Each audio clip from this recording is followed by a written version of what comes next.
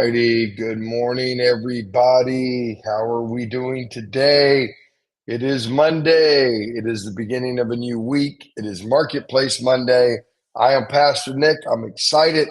Today, we're going to be finishing up on our, I don't know if you want to call it a series or teaching that we did on getting a raise or a promotion in 180 days. And today, we're going to talk about the follow-up. But before we get into the follow-up, I want to do a complete recap. The follow-up is about maybe about 10 minutes. So I want to do a complete recap on the entire course and what we've done and kind of what we've talked about. Jeremiah is on vacation this week. So the next week, wait about 1 week. And then actually he gets back on Sunday. Probably at some point during the following week, we'll have all the sermon, the notes for the whole thing. So we'll be able to get that out to you guys. Anybody that's interested in that or wants to just got rid of all you guys somehow. There you go. You want to have it for your review. We'll have it there. Amen.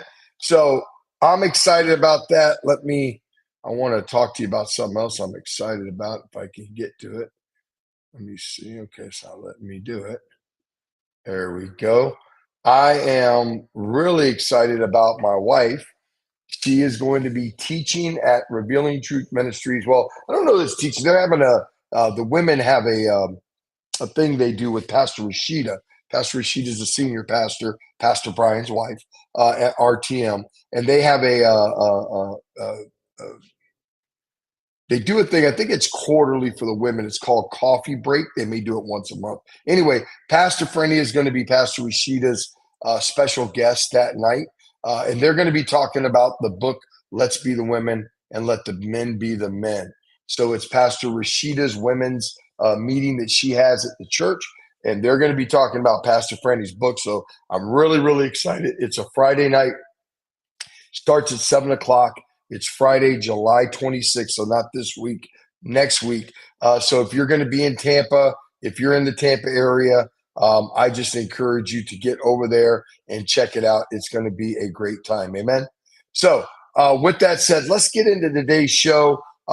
Today, we're finishing up on our series that we've been talking about, getting a raise or promotion in 180 days. I want to start today off by recapping. We went through about 9 different points, and I just want to recap them at a high level. So we started out by talking about in our first session, documenting and setting clear objectives. Documenting and setting clear objectives. Define your career goals, right? And the requirements for a raise or a promotion. That's the first thing that you need to do. You need to document some things. You need to set your goals. You need to know what exactly it is that you are pursuing and going for.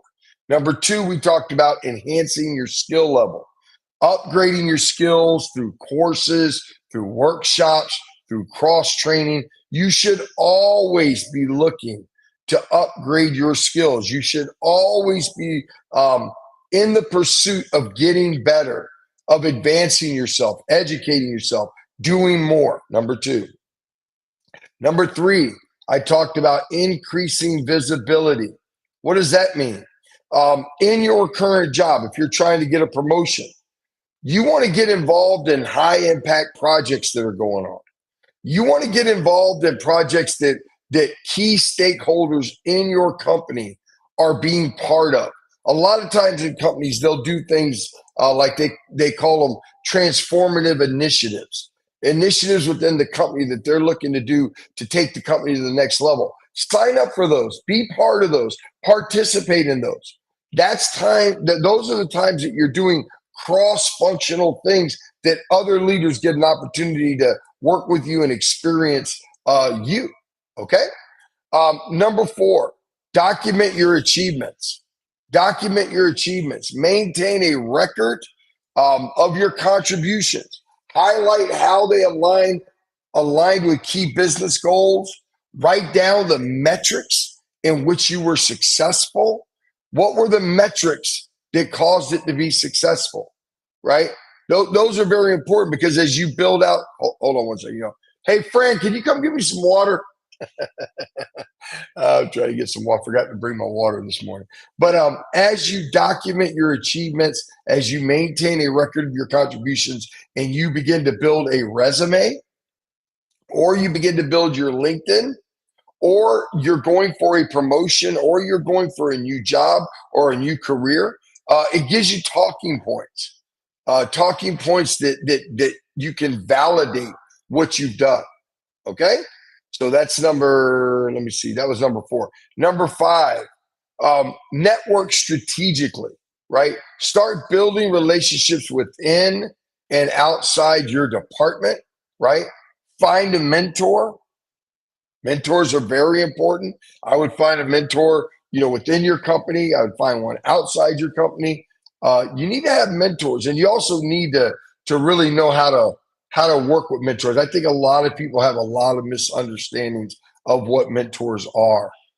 Mentors aren't people that you call and cry on their shoulder and share your challenges with and talk about areas that you're struggling in. That's not what a mentor is for.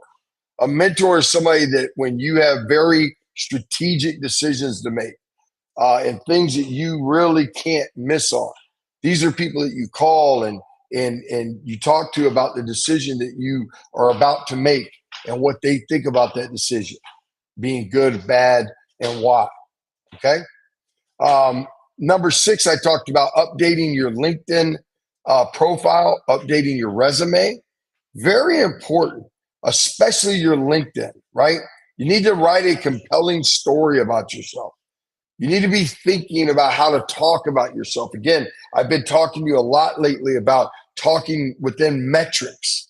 I went into the X department, and when I went into the X department, their overall grade was a D, and this happened and that happened. My boss enabled me to implement this, this, and this. And by doing these things, we increased X by Y, and the effect was Z. You got to learn how to talk like that, right? That's what these people look for. Because just like you, your boss is looking to better their position. So as you do things to better your position, it betters their position.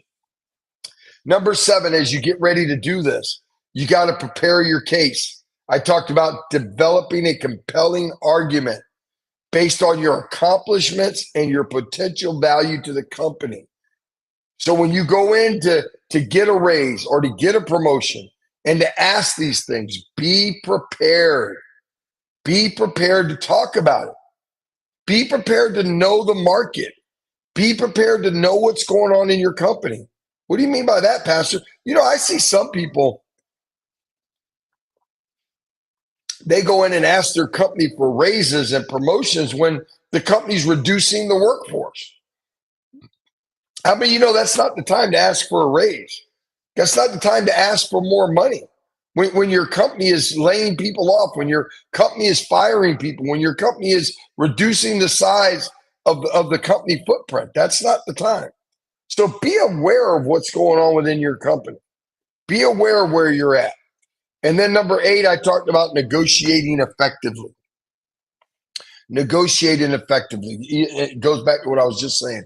Understanding the industry, understanding what that position should pay,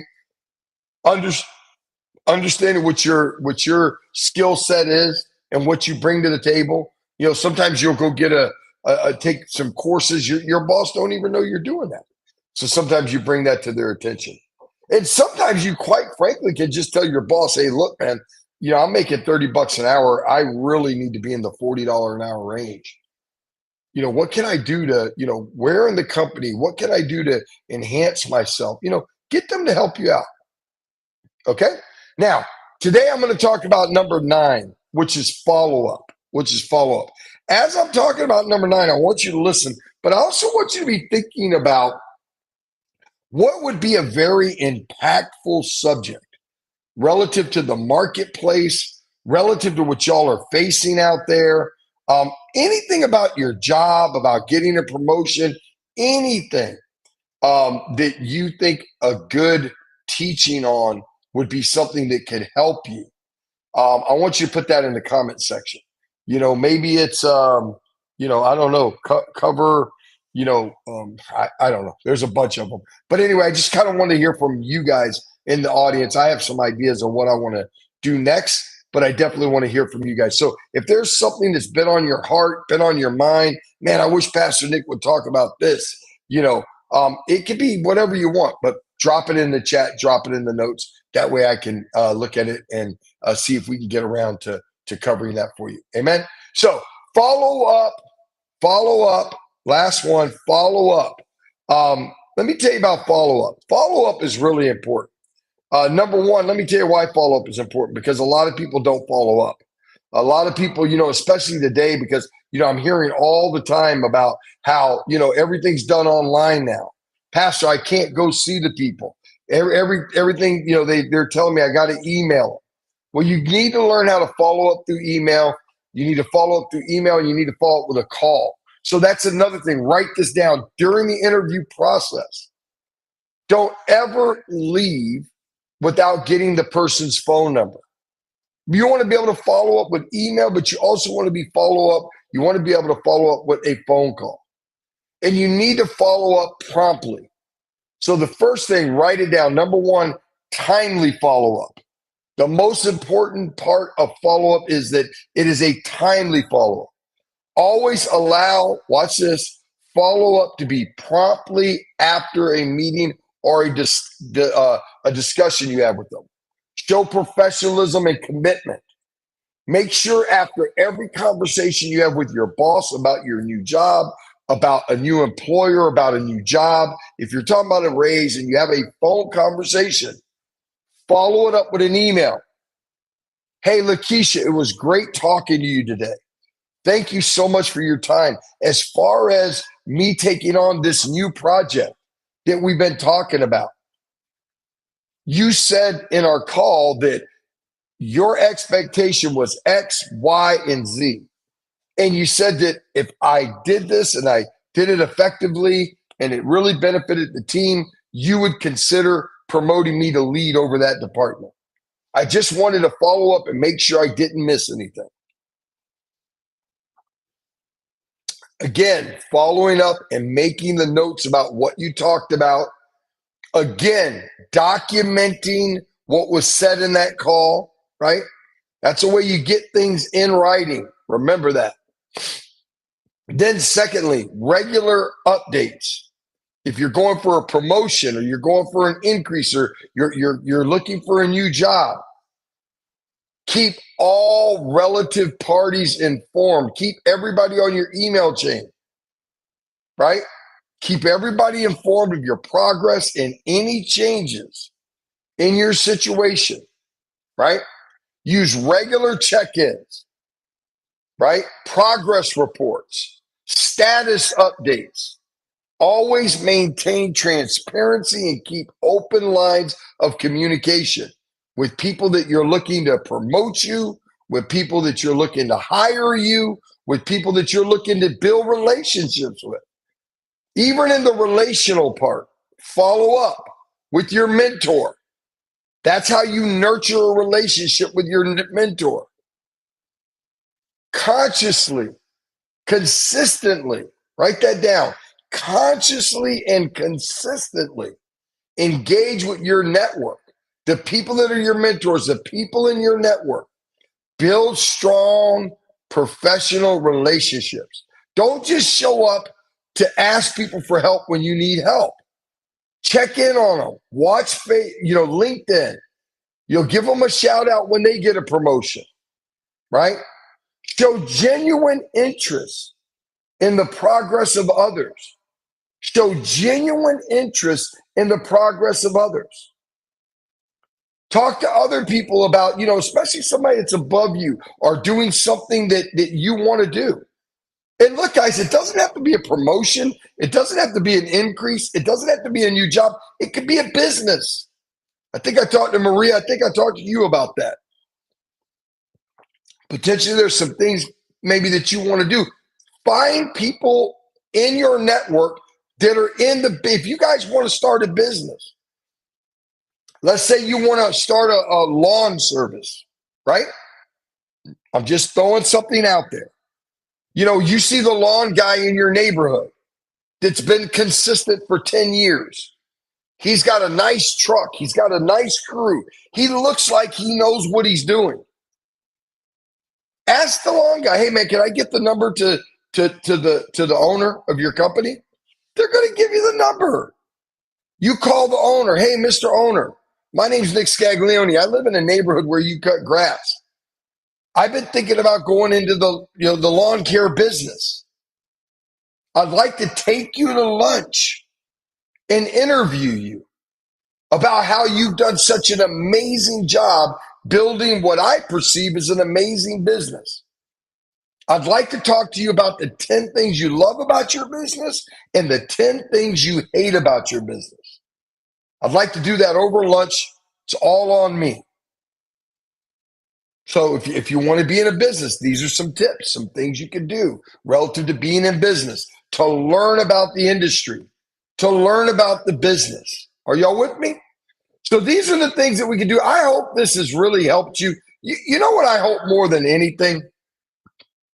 My hope for all of these series and things that we do is not that we're going to teach you everything there is to know, because, look, at the end of the day, I don't know everything, right? But what my hope is that we will jog your thinker. We'll get you thinking about it. I'll get you motivated to want to make more money. Okay? That's really what it's all about. Amen? So listen, don't forget, July 26th, 7 o'clock, Revealing Truth Ministries, Pastor Rashida's coffee break. Pastor Franny will be there talking about her new book. I'm really excited. So if you're in Tampa, make sure you get by for that. Until Wednesday, Pastor Franny will be on fit. She's going to be finishing up with her Q&A, but she'll be on this Wednesday talking more. If you got questions, you can go on there and submit them as well. But listen, I love you. I love you. I love you. And remember, until we see you again, remember, enjoy life.